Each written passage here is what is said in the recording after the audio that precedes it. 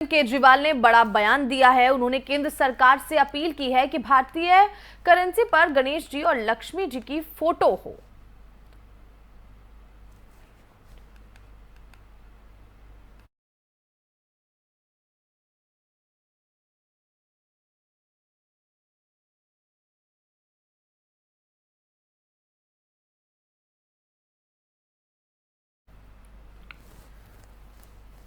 अरविंद केजरीवाल का ये बड़ा बयान सामने आया है, जिसमें वो सरकार से ये अपील करते नजर आ रहे हैं कि करेंसी पर गणेश जी और लक्ष्मी जी की फोटो छपी होनी चाहिए। उन्होंने कहा कि एक तरफ गांधी जी की फोटो तो है, उसे वैसा ही रहना चाहिए, लेकिन दूसरी तरफ गणेश जी और लक्ष्मी जी की फोटो भी होनी चाहिए। जब उनसे सवाल पूछा गया कि आप ऐसा क्यों कह रहे हैं और ये आइडिया आपको कहां से आया, तो उन्होंने ये कहा कि जब मैं दिवाली पर घर पर पूजा कर रहा था तो मुझे ये ख्याल आया कि लक्ष्मी गणेश जी की फोटो करेंसी पर होनी चाहिए, क्योंकि लक्ष्मी जी धन का प्रतीक हैं और लोगों की जिंदगी में खुशहाली वो लाती हैं। तो इस तरीके का बयान वो देते नजर आए हैं और इसी पर खास जानकारी के लिए हमारे साथ हमारे संवाददाता अजीत जुड़ चुके हैं। चलिए उनसे जानते हैं क्या कुछ ये पूरा मामला और क्या कुछ खास जानकारी मिल रही है। जी अजीत जी।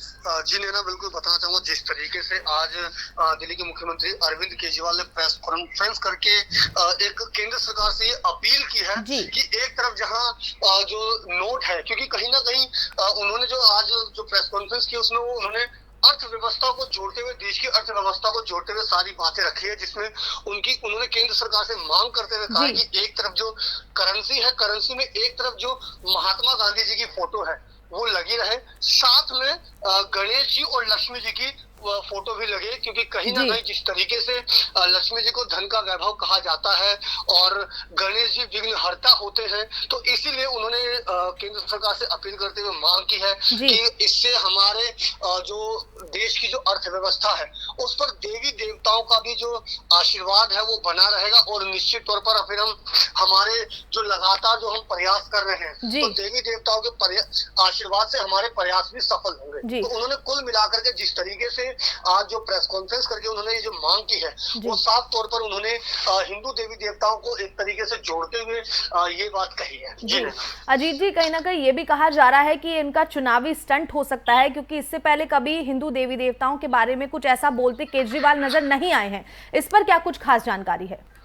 बिल्कुल नैना, कहीं ना कहीं जिस तरीके से गुजरात में जो इलेक्शन होने वाले हैं और जिस तरीके से राजधानी दिल्ली में भी एमसीडी के चुनाव की आहट जो है वो तेज होती जा रही है, तो कहा जा सकता है, क्योंकि लगातार जिस तरीके से समय समय पर जो सुर्खियों में आने वाले दिल्ली के सीएम अरविंद केजरीवाल अधिकतर कई बार वो एक विशेष समुदाय को लेकर के सुर्खियों में रहे हैं, तो कहीं ना कहीं कहा जा सकता है कि जिस तरीके से इस बार उन्होंने हिंदू देवी देवताओं को याद करते हुए उनको प्राथमिकता देने की बात कही, क्योंकि उन्होंने एक विशेष तौर पर एक देश इंडोनेशिया देश की बात को जोड़ते हुए कहा कि जैसे अगर इंडोनेशिया के वहां भी मुस्लिम आबादी होने के बावजूद भी वहां पर करेंसी में गणेश जी की फोटो है, लक्ष्मी, तो हम ऐसा क्यों नहीं कर सकते हैं। तो कुल मिलाकर के उन्होंने ये एक चुनावी स्टंट भी कहा जा सकता है, क्योंकि जल्द ही दिल्ली में, गुजरात में और हिमाचल प्रदेश में जैसे तारीखों की घोषणा हो चुकी है, तो वहां पे इलेक्शन है, तो कहीं ना कहीं तमाम जो आज की जो प्रेस कॉन्फ्रेंस हुई जिसमें उन्होंने अपनी जो बातें रखी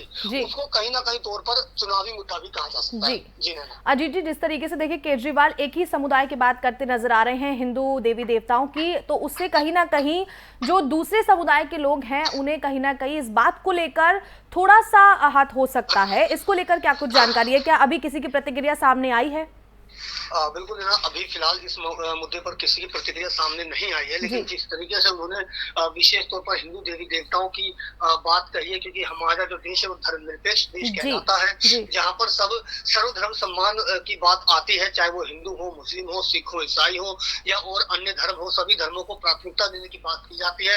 और अगर हम बात करें महात्मा गांधी जी की, तो महात्मा गांधी जी की जो फोटो लगी हुई है तो वो किसी धर्म या विशेष जाति समुदाय को एक प्रतीक चिन्ह नहीं है, लेकिन जिस तरीके से अगर हिंदू देवी देवताओं की फोटो अगर लगती है तो वो एक विशेष धर्म को प्रतीक करने वाला जो रहेगा, तो कहीं ना कहीं इसको लेकर के प्रतिक्रिया आना लाजमी है। लेकिन अभी हाल फिलहाल में इसको लेकर के किसी भी समुदाय के लोगों की प्रतिक्रिया सामने नहीं आई है। जी बहुत बहुत शुक्रिया अजीत जी तमाम जानकारी के लिए।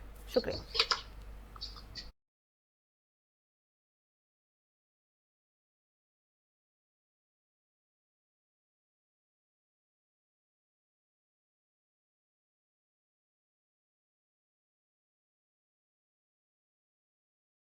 संजय गांधी ट्रांसपोर्ट नगर में विश्वकर्मा डे मनाया गया है। इस विश्वकर्मा डे के मौके पर आम आदमी पार्टी से सांसद संजय सिंह, आम आदमी पार्टी के तिमारपुर से विधायक दिलीप पांडे और बादली विधायक अजय यादव शामिल हुए। कार्यक्रम में विश्वकर्मा पूजन किया गया। विश्वकर्मा डे वाले दिन ट्रांसपोर्ट और मजदूर वर्ग के लोग ज्यादातर अपने काम में आने वाले औजारों की पूजा करते हैं। वहीं ट्रांसपोर्टर भी अपनी गाड़ियों को सर्विस, वाहन की धुलाई और साफ सुथरा कर अपने वाहनों समेत तमाम ऑफिस और दुकानों में विश्वकर्मा डे वाले दिन पूजा अर्चना करते हैं।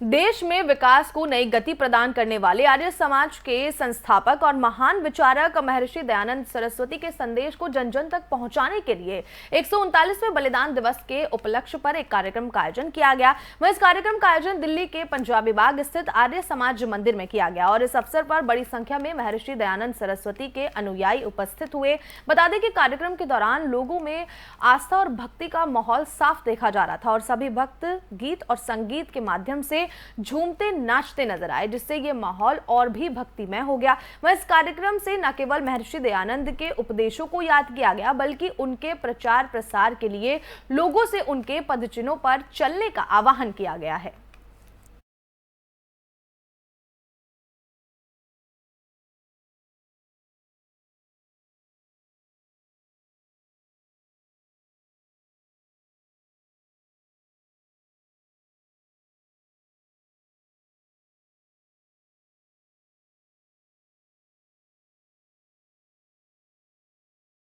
दीपावली से त्योहारों का सिलसिला शुरू हो जाता है। छोटी छोटी दुकान से लेकर शोरूम और बाजार में रौनक दिखाई देने लगती है। जब इन त्योहारों की शुरुआत होती है तो सबसे पहले धनतेरस, फिर उसके बाद दीपावली और उसके अगले दिन गोवर्धन पर्व होता है। कहा जाता है कि गोवर्धन पूजा के दिन भगवान कृष्ण ने इंद्रदेव के प्रकोप से ब्रजवासियों को बचाया था। तो आइए जानते हैं गोवर्धन का खास महत्व क्या है। दीपावली के अगले दिन गोवर्धन पूजा का त्योहार धूमधाम से मनाया जाता है। आपको बता दें कि गोवर्धन पूजा इस साल 26 अक्टूबर 2022 को मनाई जाएगी। इस साल दीपावली के अगले दिन यानी कि 25 अक्टूबर को सूर्य ग्रहण लगने की वजह से गोवर्धन पर्व 26 अक्टूबर को है। गोवर्धन पूजा के दिन गोबर का इस्तेमाल कर गोवर्धन देवता को बनाया जाता है और उन्हें फूलों से सजाया जाता है। गोवर्धन पूजा करने के पीछे धार्मिक मान्यता है कि भगवान श्री कृष्ण इंद्र का अभिमान चूर करना चाहते थे। इसके लिए उन्होंने गोवर्धन पर्वत को अपनी छोटी उंगली पर उठाकर गोकुलवासियों की इंद्र से रक्षा की थी। माना जाता है कि इसके बाद भगवान कृष्ण ने स्वयं कार्तिक शुक्ल प्रतिपदा के दिन 56 भोग बनाकर गोवर्धन पर्वत की पूजा करने का आदेश दिया था। तभी से गोवर्धन पूजा की प्रथा चली आई है, जो हर साल गोवर्धन पूजा और अन्नकूट का त्योहार के रूप में मनाई जाती है। इस दिन खास तौर पर अन्नकूट बनाकर गोवर्धन पर्वत और भगवान श्री कृष्ण की पूजा की जाती है। गोवर्धन पूजा का शुभ मुहूर्त। गोवर्धन पूजा की तिथि 26 अक्टूबर 2022 बुधवार। गोवर्धन पूजा प्रातःकाल मुहूर्त 26 अक्टूबर सुबह 6:29 से सुबह 8:43 तक। पूजा की अवधि 2 घंटे 14 मिनट। प्रतिपदा तिथि प्रारंभ 25 अक्टूबर शाम 4:18 से। प्रतिपदा तिथि समाप्त 26 अक्टूबर 2022 को दोपहर 2:42 तक। गोवर्धन पूजा विधि। गोबर से घर के आंगन में गोवर्धन बनाएं। भगवान गोवर्धन एक लेटे हुए पुरुष के रूप में होते हैं। धूप, नैवेद्य, दीप, फूल और फल आदि चढ़ाएं। गोवर्धन की नाभि की जगह पर दीपक रखें। दीपक में दूध, दही, गंगा जल और बताशे आदि डालें। पूजा करने के बाद गोवर्धन के 7 बार परिक्रमा करें। परिक्रमा के वक्त हाथ में लोटे से जल और जौ गिराते रहें। दूध और दही इत्यादि को प्रसाद के रूप में बांटें। इस दिन भगवान विश्वकर्मा की पूजा का भी विधान है, तो सभी लोग मशीनों और कारखानों की पूजा करें। इस दिन गाय की पूजा करने का विशेष महत्व है।